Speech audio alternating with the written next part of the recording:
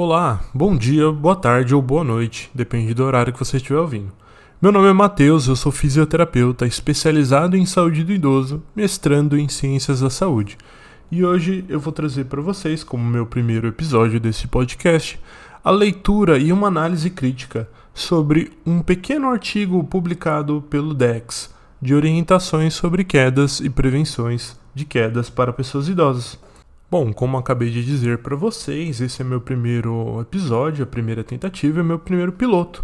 Então, me perdoem se em algum momento eu falar alguma coisa um pouco errado ou a dicção não sair tão bem. É a minha primeira tentativa e eu estou fazendo de total improviso, mas é uma ideia que eu já tinha há algum tempo. Então, bom, o tema que a gente vai falar hoje é sobre queda de idosos. E eu estou falando exatamente disso hoje porque eu estou preparando uma aula para a semana que vem que vai abordar exatamente esse tema. Então eu encontrei este artigo do DEX e que ele fala sobre de uma forma bem acessível sobre queda de idosos. Como a minha intenção com esse podcast não é trazer um linguajar extremamente cientificizado, uma coisa de difícil compreensão. A minha intenção é que a gente possa abranger qualquer pessoa de qualquer área de conhecimento ou mesmo pessoas que não têm nenhuma formação acadêmica ou nada do tipo e só têm curiosidade e gostariam de entender sobre o tema. Então, bom, o título desse artigo da BVS, do DEX, da BVS Biblioteca Virtual em Saúde, é Queda de Idosos. E ele inicia, então, como reduzir quedas em idosos, no idoso. Mas ele começa colocando sobre o que é queda. Então, a queda é um evento bastante comum e devastador em idosos. Embora não seja uma consequência inevitável do envelhecimento, pode sinalizar o início de fragilidade ou indicar uma doença aguda. Além dos problemas médicos, as quedas apresentam um custo social, econômico e psicológico enormes, aumentando a dependência e a institucionalização. Estima-se que há uma queda para 1 em cada 3 indivíduos com mais de 65 anos e que 1 em 20 daqueles que sofrem uma queda sofrerão uma fratura ou necessitem de internação. Dentre os mais idosos, com 80 anos ou mais, 40% caem a cada ano. Dos que moram em asilos e casas de repouso, gostaria de colocar um adendo que asilo é uma palavra que não se utiliza mais, apesar desse artigo ser de 2009, asilo é uma palavra que traz uma conotação muito negativa. Então, decidimos, dentre os acadêmicos, não utilizar mais essa palavra. Hoje, o termo mais adequado para casa de repouso é Instituição de Longa Permanência para Idosos, ou ILPI para os mais íntimos da gerontologia. E ele continua, então, a frequência de quedas é de 50%. A prevenção de quedas é tarefa difícil, devido à variedade de fatores que as predispõem. Então, ele inicia bem definindo sobre as questões de queda, realmente é bem interessante sobre como ele aborda de uma maneira bem simples e clara, e fala sobre a questão de fragilidade ou doença aguda. Muitas pessoas não têm contato com o tema de fragilidade, que pode ser até um episódio para um próximo dia, falarmos sobre fragilidade em idosos, o que é fragilidade, fica já uma ideia. Mas ele traz de uma forma bem clara sobre o quão perigoso é a queda. E aí a gente está falando aqui queda, eu não estou falando de queda de telhado. Por exemplo, subiu para fazer um concerto no telhado e caiu. Não, é uma queda da própria altura, que tropeçou. E que normalmente essas quedas ocorrem em ambientes domésticos. E bom, ele continua. A distribuição das causas difere entre idosos, institucionalizados e não institucionalizados. Adendo aqui que institucionalizados significam aqueles que moram nas instituições de longa permanência. Desculpe a pausa, eu tive que pausar para espirrar. Continuando.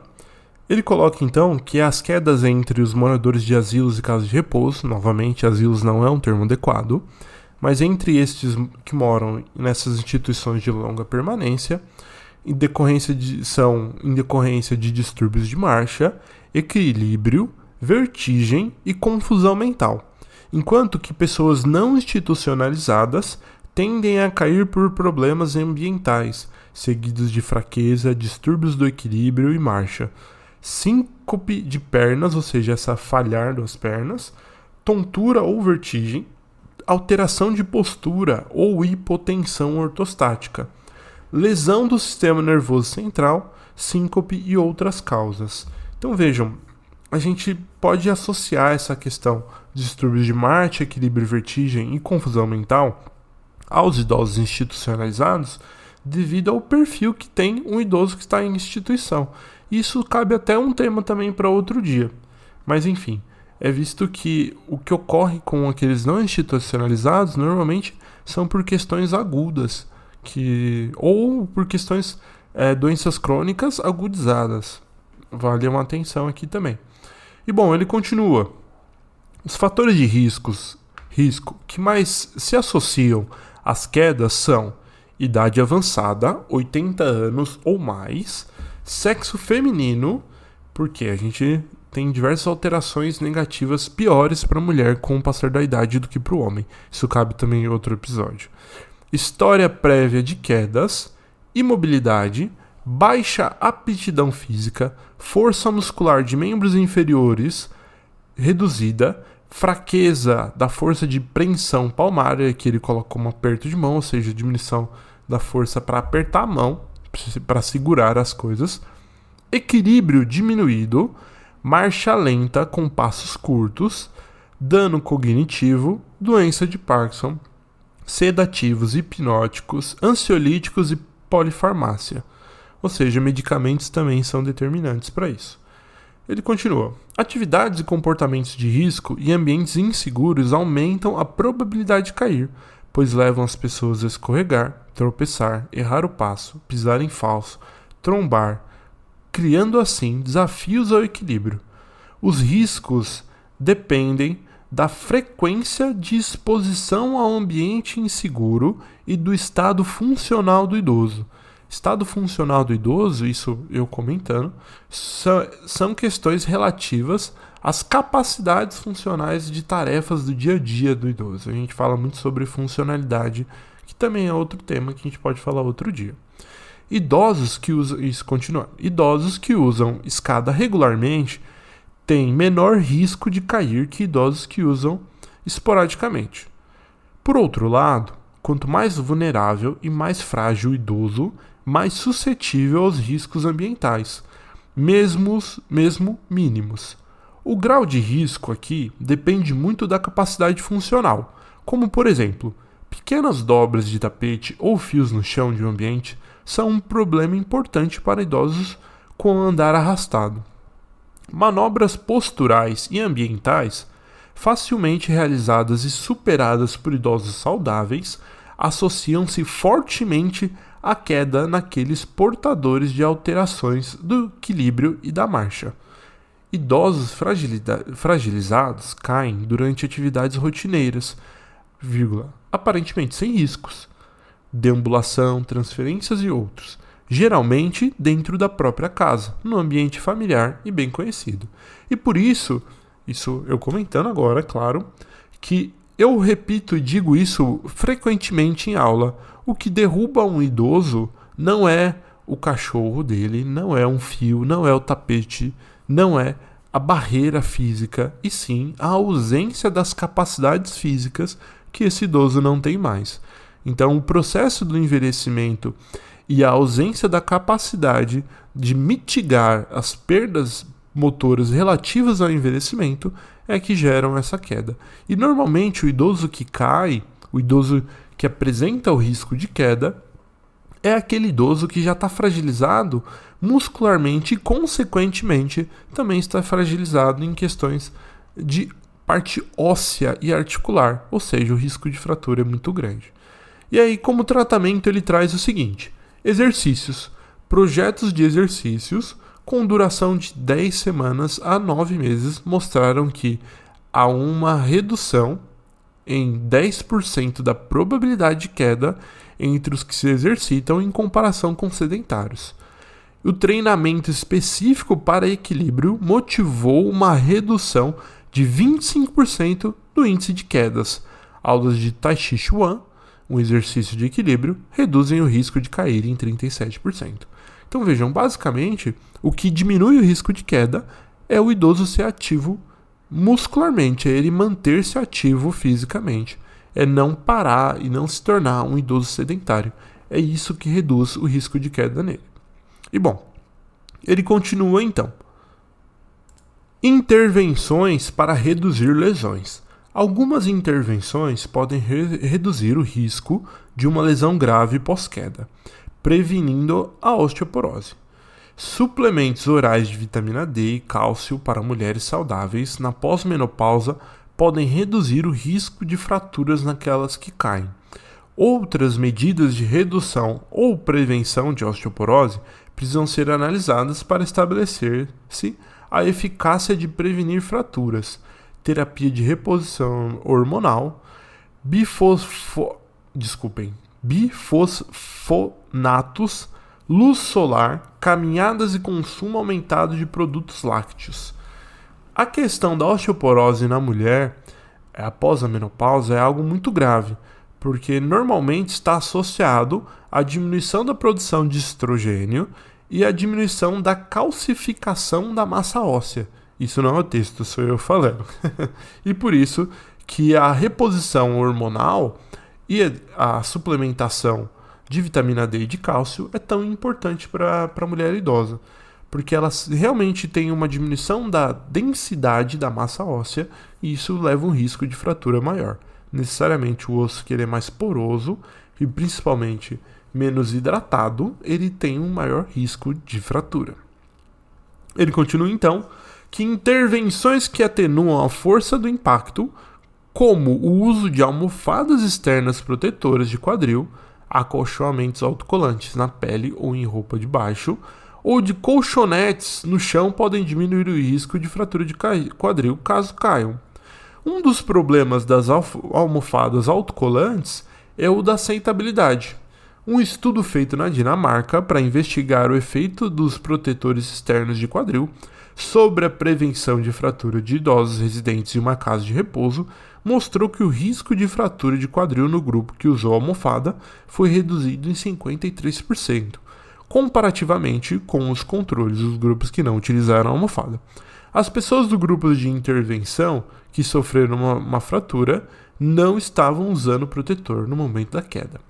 Isso é um assunto muito delicado, isso é um assunto muito delicado, porque a partir do momento que o idoso necessita utilizar uma almofada como proteção, está demonstrando claramente que ele tem ali uma insegurança.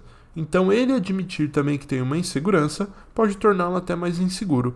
Porém, vejam, o idoso que já tem o risco de queda, utilizando esse acolchoamento, pode garantir que ele não sofra uma fratura, que muitas vezes pode ser o início do fim. Bom, continuando, então a estratégia de redução de múltiplos fatores de risco. Sabe-se que o risco de cair aumenta linearmente com o número de fatores de risco. Caso se consiga eliminar o fator de risco, a probabilidade de cair também se reduz. Isso é muito importante para idosos que, em geral, possuem múltiplos fatores de risco para quedas, alguns não modificáveis, inclusive. Estratégias podem ser elaboradas para modificar ou eliminar aqueles fatores passíveis de atuação, conseguindo-se, com isso, diminuição significativa nas quedas. Ao mesmo tempo, pode-se adotar intervenções que atuem sobre múltiplos fatores, como revisão de medicamentos, recomendações de comportamentos seguros, programas de exercícios variados e melhoria da segurança. Cair, portanto, tem de ser reconhecido como um problema extremamente sério para os serviços de saúde, para a sociedade e principalmente para o bem-estar das pessoas que caem. Para que as estratégias preventivas de quedas em idosos tenham sucesso, é necessário identificar populações com risco aumentado, instituir intervenções padronizadas para múltiplos fatores de risco e moldar tais intervenções a cada indivíduo ou situação particular.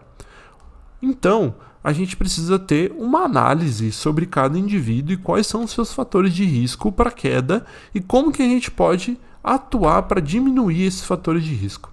Mas veja, um muito relevante e que o texto aqui traz é que a questão de ser polifarmácia, o idoso que utiliza mais de 5 medicamentos, é algo que precisa ser sempre revisado, sempre verificar se não está ocorrendo o que a gente chama de cascata geriátrica, geriátrica medicamentosa, que é quando o indivíduo passa em diversas especialidades médicas e cada especialidade médica passa um medicamento diferente para tratar um sintoma, sem que se consulte quais são os medicamentos de uso presentes. Então, essa prescrição de medicamentos deliberada para idosos, sem a consulta dos medicamentos que já estão presentes, necessariamente é uma atitude iatrogênica que precisa ser revista e que já existem diversos movimentos dentro das sociedades de gerontologia e geriatria para evitar este tipo de situação. E bom, continuando. As intervenções deverão ajudar os usuários idosos dos serviços de saúde e de seus cuidadores a compreender a forma de reduzir a probabilidade de queda, como, por exemplo, melhorando sua habilidade de enfrentar desafios que relacionam com o seu equilíbrio, melhorando a segurança de seu meio ambiente e melhorando a autoconfiança e confiança de seus familiares para que ele possa continuar ativo e independente em seu próprio meio para realizar o que deseja. Nessa parte do texto, ele fala sobre a confiança do equilíbrio. E isso realmente é algo muito importante, tão importante que nós temos na gerontologia uma escala de confiança no equilíbrio. A gente chama ela de escala ABC, de confiança específica de equilíbrio. Se você puder abrir o navegador agora, joga aí no Google, você vai encontrar ela. É só escrever ABC Scale for Balance. Você vai encontrar essa escala aí. Continuando o texto, há evidências para sugerir que exercícios, tais como o treinamento de equilíbrio, são efetivos em reduzir o risco de queda em idosos, melhorar a aptidão física e impedir a inatividade e a imobilidade. Também contribuem vigilância domiciliar periódica e sistemática para avaliar e, caso apropriado, modificar os riscos ambientais do domicílio, pode ser efetiva em reduzir quedas. Identificar quaisquer consequências psicológicas de uma queda, como o medo de cair, que possam levar a uma autorrestrição de atividade e, secundariamente, a desuso e, consequentemente, imobilidade, atrofia muscular e, por último, novas quedas. Modificar os comportamentos de risco de forma a garantir os movimentos de transferência seguros, sem restringir a possibilidade de uma vida ativa.